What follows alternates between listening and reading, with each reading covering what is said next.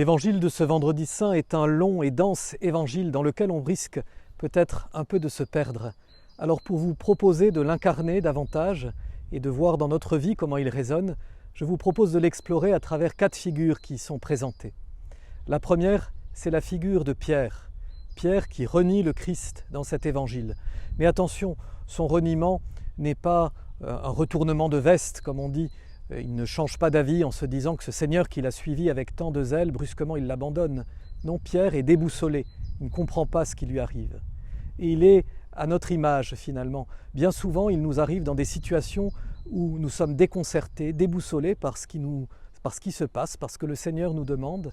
Eh bien, nous sommes un peu comme Pierre. Nous avons la tentation de dire « nous ne connaissons pas ce Seigneur et tout ce qu'il nous demande ».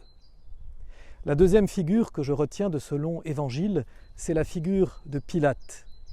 Pilate, il est dans cet évangile dans un long dialogue avec Jésus. Il essaie de comprendre qu'est-ce qui se passe.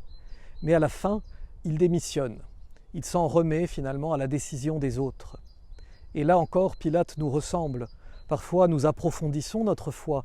Il y a des questions profondes, brûlantes que nous nous posons et nous allons loin dans notre interrogation, même peut-être dans les réponses que nous recevons à ces grandes questions. Mais à la toute fin, eh bien, nous ne donnons pas notre engagement à Jésus. Nous désertons, un peu comme Pilate, nous nous lavons les mains des engagements que le Seigneur exigerait de nous. La troisième figure que je retiens de cet évangile, c'est la figure de Marie. Marie, elle est debout au pied de la croix. Marie, elle a été là jusqu'à la fin. Elle était là depuis le début, depuis l'Annonciation, et elle est là jusqu'à la fin, jusqu'à ce moment ultime où elle doit rendre ce témoignage, ce oui qu'elle donne à son Fils. Et là encore, Marie nous ressemble.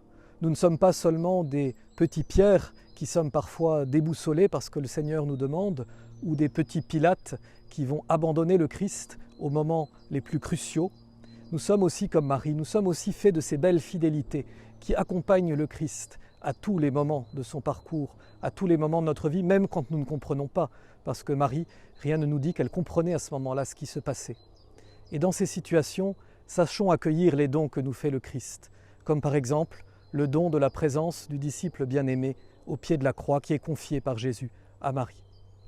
Et puis la dernière figure que je retiens, c'est cette figure étonnante de Joseph d'Arimathie. On nous dit de Joseph qu'il était croyant mais en secret, par crainte. Et là encore, il nous ressemble. Parfois peut-être, il y a bien des lieux où nous n'osons pas trop témoigner de notre foi, où nous nous disons que notre milieu professionnel, notre milieu familial, amical peut-être, ne va pas comprendre ce que nous vivons avec le Christ. Alors nous vivons notre foi, oui, nous la vivons en secret. Et peut-être nous ne sommes pas très à l'aise avec ce secret. Mais là, Joseph d'Arimathie est une belle marque d'espérance pour nous, parce qu'il nous rappelle que même si nous vivons notre foi dans le secret, si nous prenons soin du Christ, même du corps du Christ, eh bien, nous sommes un petit peu ces espaces dans lesquels la résurrection pourra se passer, puisque c'est bien ce tombeau que Joseph offre au corps du Christ mort qui sera le lieu même où la résurrection va se produire. Alors pensons bien en ce vendredi saint à ces 4 figures qui nous rappellent la passion, tout ce que nous pouvons vivre avec le Christ au cours de notre vie, qui nous rappellent aussi que ces 4 figures ne sont peut-être pas des grands héros qui auraient compris tout ce qui se passait, mais qui à leur manière ont tâtonné, comme nous tâtonnons tous dans notre vie de foi. Prions alors pour que nous sachions rester fidèles jusqu'au bout. Prions pour que nous sachions rester aussi solidaires les uns des autres. Nous le vivons pleinement en ces temps compliqués de pandémie. Peut-être un isolement, peut-être un tâtonnement, peut-être une incompréhension, mais nous vivons une vraie solidarité avec tous les membres du corps du Christ, passés et présents. Je vous souhaite déjà de belles fêtes de Pâques pour que la joie du Christ ressuscité, quelles que soient les situations dans lesquelles nous nous trouvons, puisse resplendir au-delà de la nuit de ce vendredi saint et de toutes les morts que nous pouvons connaître.